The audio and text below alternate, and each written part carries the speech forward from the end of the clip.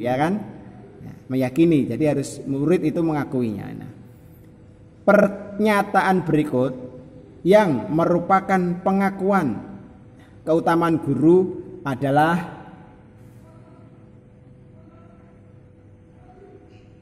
apa?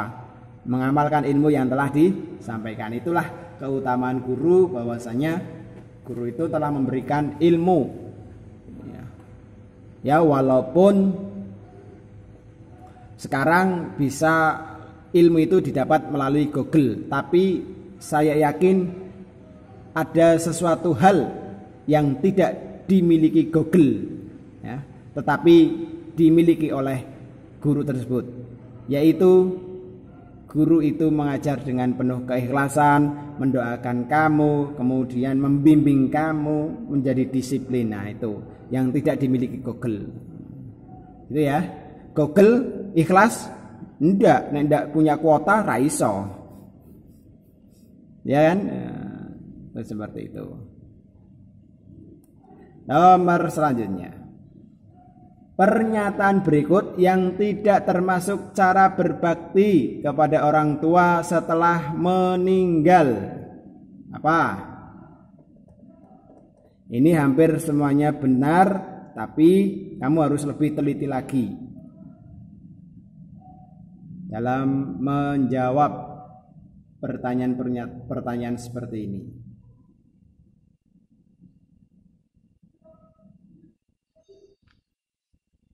Yang benar apa?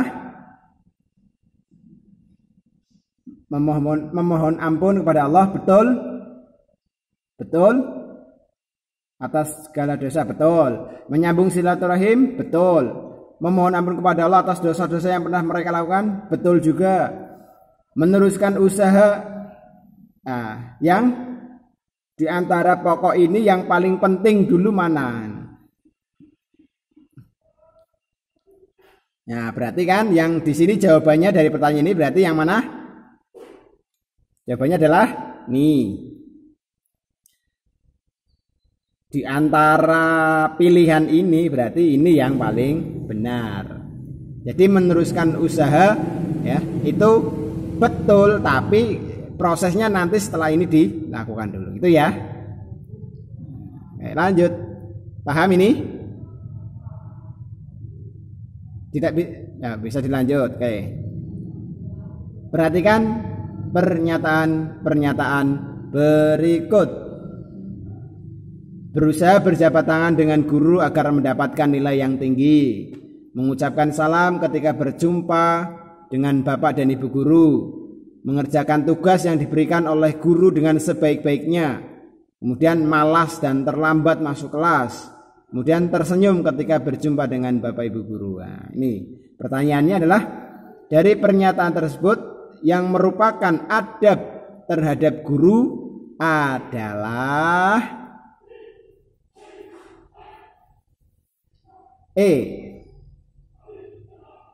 Yo, yang benar mana? 2, 3, 5. Oke, betul sekali. Lanjut. Islam mengajarkan umatnya untuk berbakti kepada orang tua, dan pasti Allah Subhanahu wa taala akan memberikan pahala yang berlipat ganda. Berikut ini perilaku yang bukan merupakan perbuatan berbakti kepada orang tua adalah, nah ini perhatikan juga, mana ya kira-kira ya?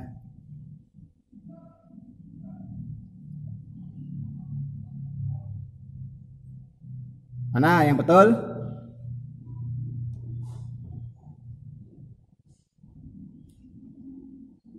Merawat ketika sakit? Masa? Yang bukan ini. Kalau merawat ketika sakit ya harus lah ya. Yang paling benar mencukupi kebutuhan pokok ya harus lah ya.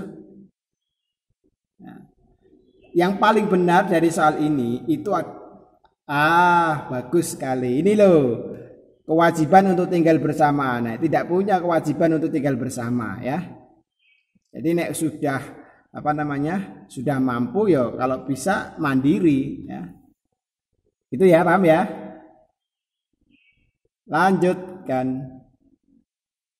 Nih. Zainal anak Pak Soleh seorang pemuka masyarakat dan agama di daerahnya. Bapaknya mendidik dengan ilmu agama secara sungguh-sungguh dengan harapan kelak dia akan dapat menggantikannya dalam memimpin umat serta meneruskan dakwah. Namun sejak Pak Soleh meninggal secara mendadak, Zainal sepertinya belum bisa menerima kenyataan sehingga dia sering melamun, termenung hingga mendapat gangguan mental. Ketika pada saat sholat Jumat oleh takmir masjid, Zainal tidak diperkenankan untuk menjadi khatib.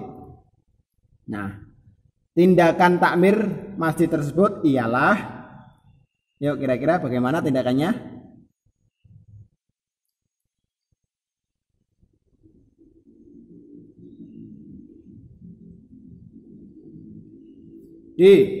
Benar, karena syarat khatib harus sehat jasmani dan rohani. Oke, ya betul sekali. Sekarang lanjut. Nah, 24. Saifuddin diminta menjadi khatib Jumat karena salah satu khatib berhalangan hadir. Nah, beliau berkhutbah dengan mengucap tahmid. Tahmid tahu enggak bacaan apa? Apa? Tahmid itu apa? Oh, ittaqullah. Tahmid itu hamdalah mas, alhamdulillah. Itu tahmid. Kemudian sholawat, sholawat tahu enggak? Bacaan sholawat enggak tahu. Gimana? Ya Allahumma sholli ala sayyidina Muhammad wa ala ali sayyidina Muhammad, itu sholawat. Kemudian wasiat takwa dan membaca ayat Al-Quran, ya. Paham ya? Nah, maka rukun khutbah yang tertinggal adalah, ayo kira-kira apa ini rukun khutbah yang tertinggal? Apa? Syahadatain. Bagus sekali. Jadi rukun khutbah itu adalah ada diantaranya adalah syahadat. Asyhadu an la ilaha illallah wa asyhadu anna Muhammadar Rasulullah. Itu adalah bentuk rukun khutbah. Selanjutnya, perhatikan hadis berikut. Kana Rasulullah sallallahu alaihi wasallam yakhtubu qa'iman wa yajlisu bainal khutbatain. Hadis tersebut merupakan dalil tentang,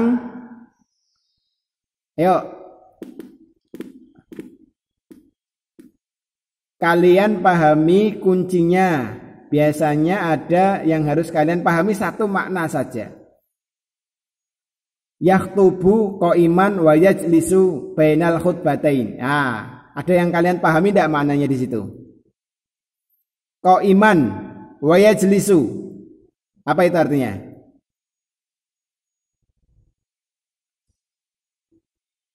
Ada yang tahu?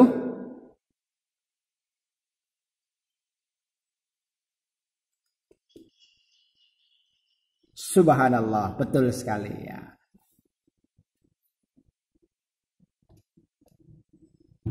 Jadi qa'iman wa yajlisu, ya. Jadi duduk sebentar. Wa yajlisu. Nah, itu seperti itu ya, paham ya? Lanjut. Pada saat bertindak sebagai khatib di Masjid An-Nur, ya, Pak Irham dengan sengaja tidak membaca ayat Al-Quran dan hanya membaca artinya saja, karena beliau beranggapan bahwa jamaah itu tidak memahami bahasa Arab, makanya tidak perlu dibaca ayat Al-Qurannya. Nah, maka khutbah Jumat yang dilaksanakan hukumnya, yuk kira-kira yang betul yang mana?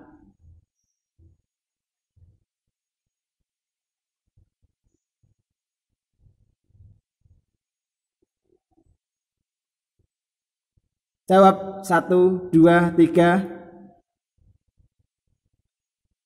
hukum khutbahnya menjadi sah, makruh, mubah, haram, batal. Jawabannya apa yang betul?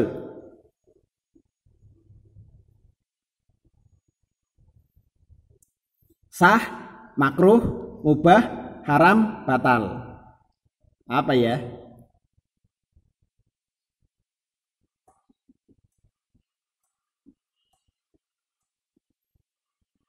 Jawabannya apa yang betul?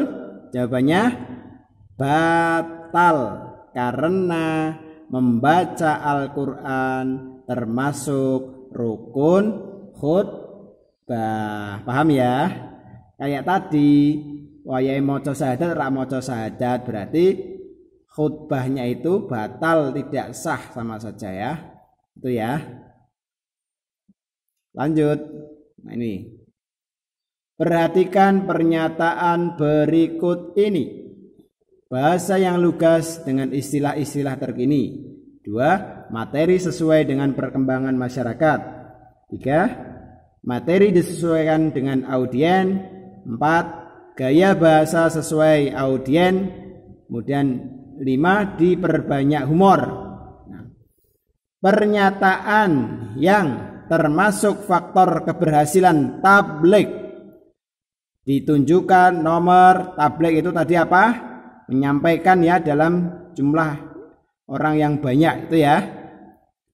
Kira-kira yang benar yang mana? C.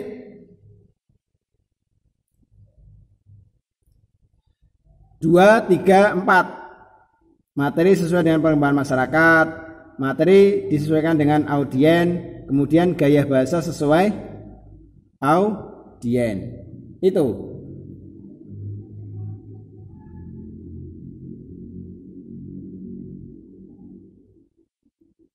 Oke. Nah, kalau misalkan yang B bagaimana menurut kamu?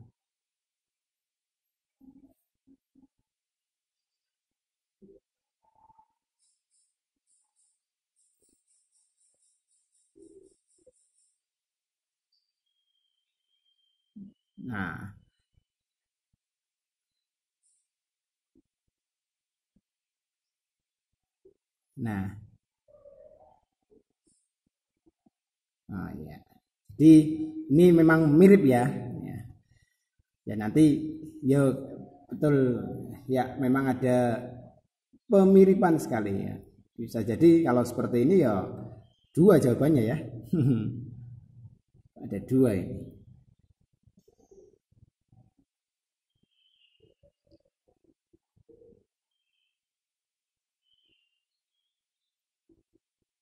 Lanjut nomor 27. Jadi kalau menurut saya, ini kalau menurut Pak Fahmi ya.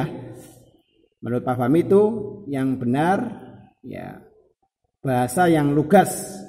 Yang lugas itu ya tepat dengan kalau ketika orang banyak ya biar lebih. Ya memang hampir sama betul sekali. Antara 1 dan 4. Gaya bahasa, ini gaya ya. Kalau yang satu kan bahasa. Nah, jadi yang perlu dikatakan gitu. Gaya dengan bahasa beda loh ya. Ya. Jadi yang benar lebih identik ke yang B. Bahasa, bukan gayanya maksudnya. Paham enggak kalian? Nah, jadi bahasanya bukan gayanya gitu loh. Bahasa yang lugas dengan istilah-istilah terkini yang terbaru itu. Nah, seperti itu. Lanjut. Jadi yang benar adalah tadi yang B ya. 1, 3, kemudian 5. Biar tidak ngantuk ya diperbanyak dengan 1, 3, maaf, yang B itu 1, 3, dan 4 gitu ya. Lanjut. Saat khutbah Jumat, Randy dan Sodi berbicara berdua, sehingga Pak Nanang yang duduk dekat dengan mereka merasa terganggu. Nah, cara Pak Nanang yang paling tepat untuk mengingatkan mereka adalah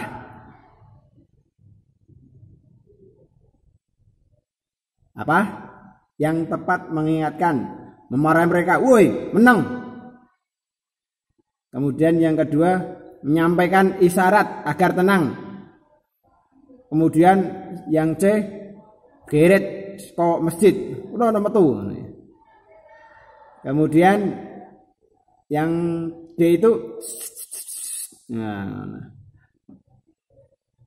Kemudian yang terakhir menganjurkan agar pindah ke bagian luar. Apa? Yang benar adalah B, menyampaikan dengan isyarat. Biasanya mulutnya nah pakai ini loh Mas, ya. Paham ya? Mulutnya itu ditutup pakai jari ini loh. Nah. Ya, lanjut. Khutbah bukan hanya dilaksanakan sebelum sholat sebagaimana khutbah Jumat. Nah, namun ada juga khutbah yang dilakukan setelah selesai sholat. Nah, kemudian adapun khutbah yang tidak terkait dengan sholat, ini khutbah apa Mas?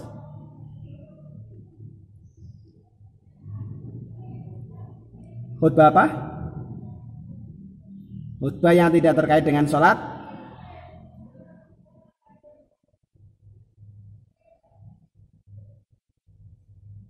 Khutbah nikah, ya, khutbah nikah.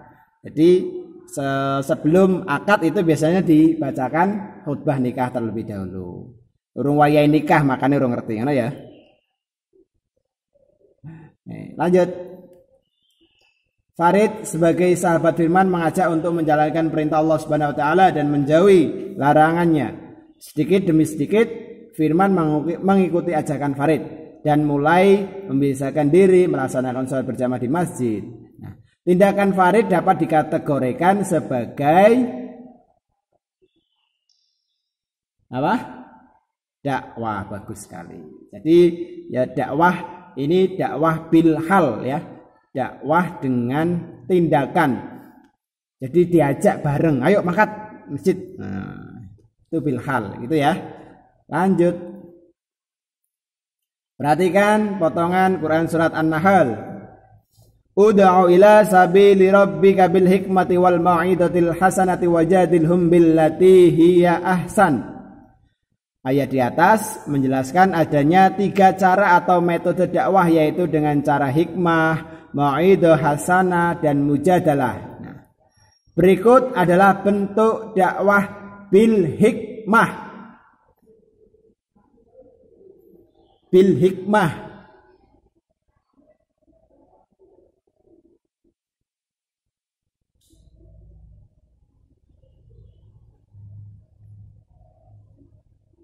Bil hikmah apa?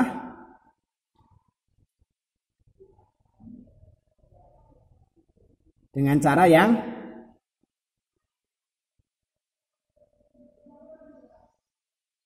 hikmah itu bisa dikatakan dengan baik, berarti dengan itu bisa dengan seperti itu juga bisa. Kalau yang mau itu hasanah itu memberi nasihat ya. Kemudian mujadalah itu dialog interaktif itu ya. Media sosial itu kan ya media intimidatif ya, identik dengan malah provokator ya. Lanjut. Dalam berdakwah pada para dai harus mengenal objek dakwah sehingga dapat memilih materi, bahasa maupun metode yang tepat. Adapun metode dakwah yang cocok untuk kaum terpelajar adalah dengan diskusi. Ini tadi sudah. Dalam melakukan tabligh, seorang mubalik harus memiliki kemampuan khusus dan etika bertabligh sehingga dapat menarik dan bisa berhasil. Berikut ini yang bukan termasuk etika dalam bertabligh adalah apa? Dengan memberi hadiah. Dari diantara ini jawabannya yang benar adalah dengan memberi hadiah. Lanjut. Soalnya ini saya buatkan ada 40, jadi 5 lagi ya. Khutbah dan tabligh merupakan bentuk perbuatan amar ma'ruf nahi mungkar dan sama-sama bertujuan untuk menyampaikan ajaran agama Islam. Tetapi dilihat dari segi pelakunya, perbedaan antara khutbah dan tabligh adalah, ayo ada yang tahu? Khutbah dilakukan oleh laki-laki, sedangkan tabligh boleh dilakukan oleh laki-laki atau perempuan. Paham ya ini ya? Ya, jadi. Karena apa? Khutbah dan taklim merupakan bentuk perbuatan ma'ruf nahi mungkar dan sama-sama bertujuan untuk menyampaikan ajaran Islam. Tapi dilihat dari segi pelakunya. Paham ya ini ya? Konteksnya adalah pelaku. Jadi boleh laki-laki juga, kalau khutbah itu harus laki-laki, sedangkan tabligh boleh laki-laki atau perempuan. Nah ini. Sekarang kita masuk ke sejarah ya. Jadi ada materi sejarah juga dalam pembahasan materi kita. Nah, kemudian ini kita bahas. Menurut data statistik dunia, dijelaskan bahwa penganut Islam di negara-negara belahan dunia pada era sekarang ini semakin bertambah. Ya, umat Islam semakin bertambah. Salah satu faktor intern yang mempengaruhi perkembangan Islam masa modern adalah kira-kira apa? Islam sebagai rahmat bagi seluruh alam. Itu poin yang terpenting. Jadi Islam itu rahmat. Rahmat itu penolong bagi seluruh alam.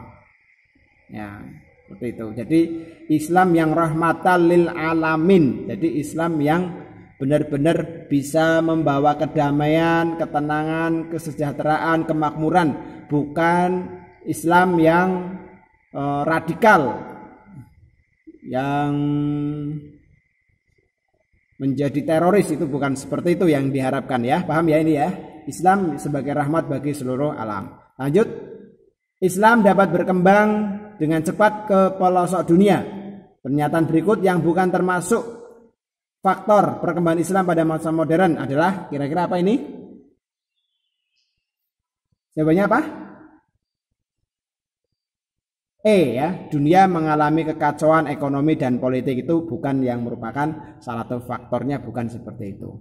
Nomor 38, di antara penyebab yang membawa kepada kelemahan dan kemunduran umat Islam menurut pemikiran Sah Waliullah sebagai berikut. Kecuali 38 ini adalah penerjemahan Al-Quran ke dalam bahasa Persia. Kalau sejarah kuncinya itu mau membaca, intinya seperti itu. Jadi nanti buku-bukunya itu bisa dibaca materi tentang perkembangan umat Islam. Sekarang lanjut 39. Tokoh pembaruan Islam terdapat di berbagai negara. Salah satunya adalah Mesir. Tokoh pembaruan Islam, pembaruan pemikiran Islam atau pan-islamisme yang berasal dari Mesir adalah, ada yang paham, ada yang tahu? Kalau belum ada yang tahu, saya kasih tahu, yaitu adalah Jamaluddin Al-Afghani yang dari Mesir. Ya, bisa didengar ya? Oke. Kemudian yang terakhir, berkembangnya Islam pada masa modern diawali dengan munculnya para tokoh pembaru Islam yang ide pemikirannya sangat berpengaruh bagi kehidupan sosial, politik, dan agama ke seluruh dunia. Nah, tokoh penggagas munculnya ide pembaharuan adalah dipelopori oleh, jawabannya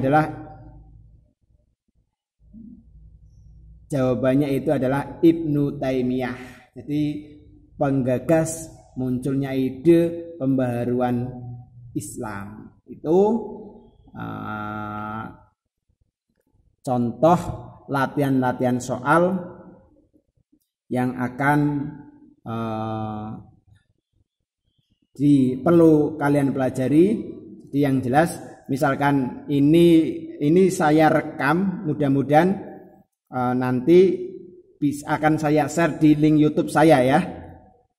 Jadi misalkan kalian mau belajar, bisa diulang lagi materi ini. Mudah-mudahan ini bisa bermanfaat untuk kita semuanya dan untuk kalian semuanya yang sudah menonton, karena nanti kan kalian yang ikut di sini mungkin hanya beberapa anak saja. Jadi saya mencoba untuk memfasilitasi dengan direkam. Mudah-mudahan ini bisa dipelajari bersama-sama oleh teman-teman kalian yang misalkan pada saat ini mungkin kuotanya sudah habis, baterainya habis, dan lain sebagainya. Itu adalah sebuah kendala teknis yang tidak bisa dihindari lagi. Tapi alhamdulillah masih ada yang bisa mendengar dan mengikuti pelajaran ini. Mudah-mudahan menjadi amal ibadah kita semuanya untuk mempelajari ilmu-ilmu Allah Subhanahu wa taala, dan mudah-mudahan kita semuanya diberi kesehatan, tetap dilindungi oleh Allah Subhanahu wa taala, diberi kesehatan dan lancar rezekinya. Amin Allahumma amin. Mari kita akhiri dengan membaca hamdalah dan doa penutup majlis bersama-sama.